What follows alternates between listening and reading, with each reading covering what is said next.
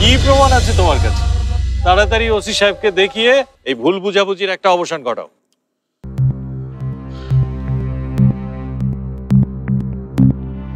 আমি যে ঢাকা থেকে বাসে ফিরেছি সেটার টিকিট। দেখলেন তো, ও সত্যি সত্যি ঢাকা থেকে ফিরেছে। হ্যাঁ, সেটাই তো দেখছি। শুধু শুধু রুমিরে ধরে আইনা ঠিক করেন নাই ওসি সাহেব। দেখুন, যা হবার তা হয়েছে। হ্যাঁ, এখন আপনারা ভালো ভালো ওকে যদি ছেড়ে দেন তাহলে ব্যাপারটা এখানে নিষ্পত্তি হয়ে যায়। আদারওয়াইজ আমাকে তো এসপি সাহেবের সাথে কথা বলতে হবে। এই, ওনার হ্যান্ডকাপটা খুলে দাও। দাঁড়ান স্যার।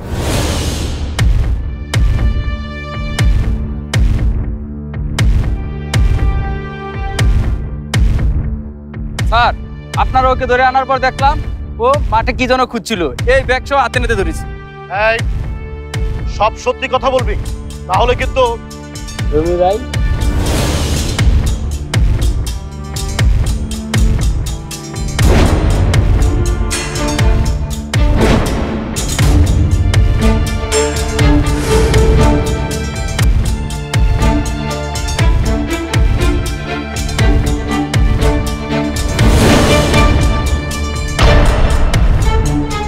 ও, তাহলে রুমির কাছে বাসের টিকিট আসলো কি করে?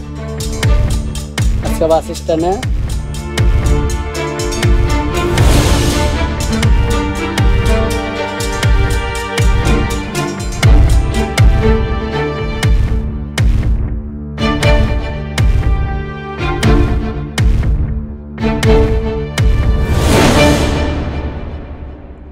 তাহলে আজকে সাহেব, এখন আমরা কি করব বলেন?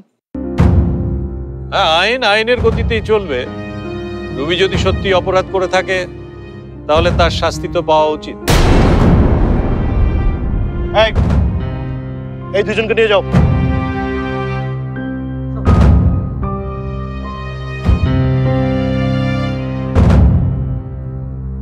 সবসময় গাছ দেখে ফলের মান বিচার করবেন আজগর সাহেব।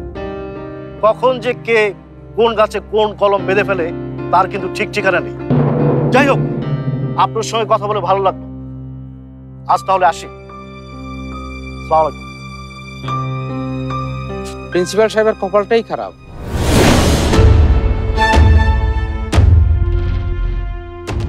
ওরা ওরা আমার ছেলেকে মারবে। তুমি তাড়াতাড়ি আমার ছেলেকে ছাড়িয়ে আনো। কি হলো, কথা বলছো না কেন? ছেলের জন্য একটুও কি ভালোবাসা নেই?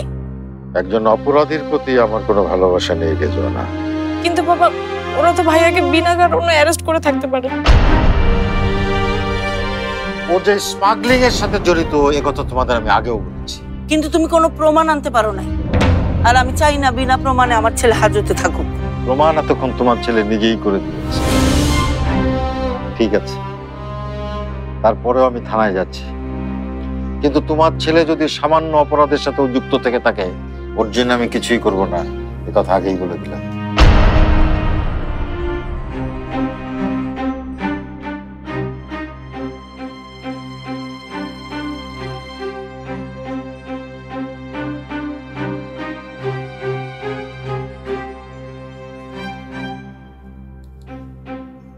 হ্যালো, জি হচ্ছে সাহেব, বলেন। জি জি, অনেক ধন্যবাদ আপনাকে। কি হলো, থানা যাবে না? যারার দরকার হবে। কেন? ওরা কি আমার রুমিকে ছেড়ে দিয়েছে? রুমি বাড়িতে আসছে?